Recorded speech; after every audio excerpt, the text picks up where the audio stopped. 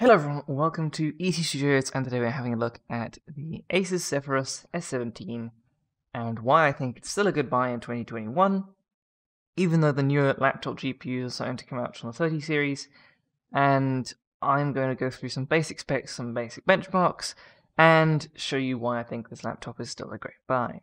So let's go through some basic specs. We have an i7-10875H, as well as 32 GB of RAM and an RTX 2070 Super.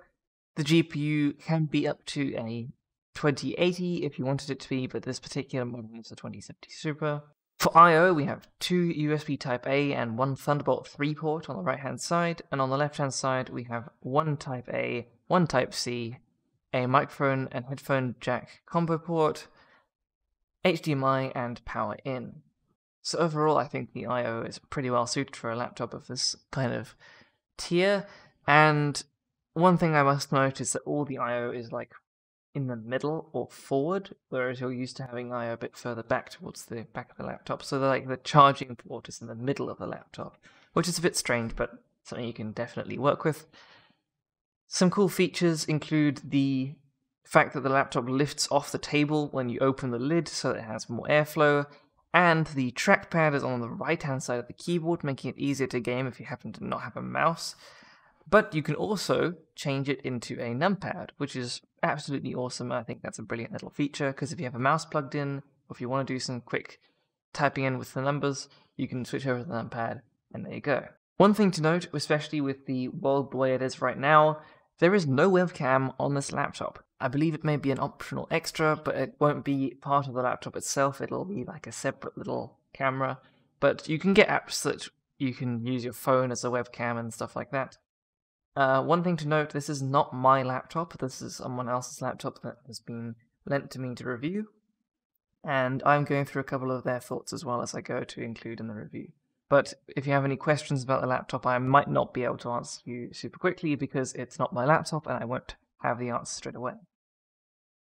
Another thing to note, the power button and a little scroll wheel, which is actually a volume wheel, are just above the keyboard, which is where they would normally be, but the keyboard itself is way below where you'd expect it to be, and there's like a huge vent area there for some airflow to go through. So a very interesting and a bit different design. If you're used to having your hands further away from you and typing on a laptop, it'll be a bit of a weird situation, especially if you have small desk space and the laptop's right up against you. But I think it's a pretty good compromise and a really good design if you want to have that extra airflow, because the temperatures weren't too bad. And it wasn't too loud either when I got Cinemate running and Superposition. It really didn't get too loud at all, and I was quite impressed with it. The fans do ramp up, but I think if you're wearing headphones or anything like that, I don't think you'll notice. Another really cool thing is that the speakers in this laptop were absolutely fantastic compared to what I'm used to, and I noticed while playing the Superposition benchmark that it was actually just really nice and loud, and I would compare this to a pretty decent little speaker that you can buy. It's definitely better than any other laptop I've ever reviewed, so that's one thing going for it.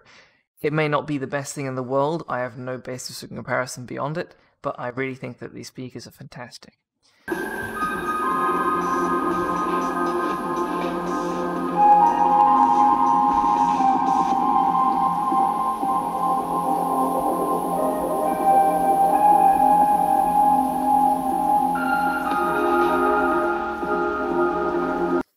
The display is another thing I was really impressed by. It is a 300Hz 1080p display, so if you're playing CSGO and other competitive games like that, the extra frame rate in those games will definitely shine in this laptop, as it's a really high refresh rate. And most people playing competitive games are happy with 144 or 240, but 300 is just absolutely fantastic, and definitely a surprise when I realized that that was a feature.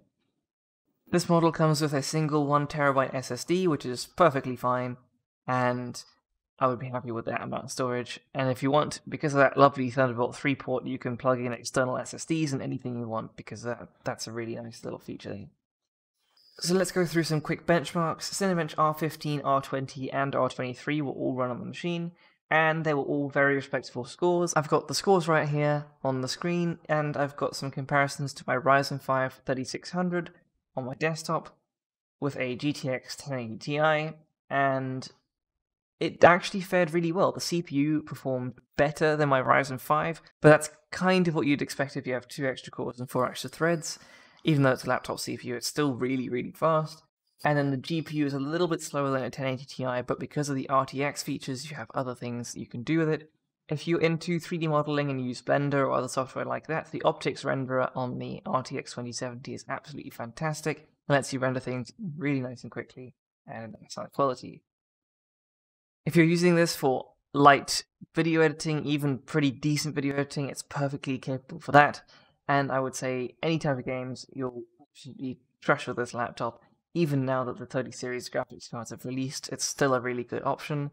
And with the fairly hefty price tag of $2,500, sure, there are probably better laptops out there now, but if you can actually buy them, then they'll be a good deal. But right now, with the current climate, with all of the different problems that we have with stock issues, finding one of those new laptops is almost impossible. And if you can't buy anything else, this is still a really good buy, even in 2021, as you probably won't be disappointed by its performance at all.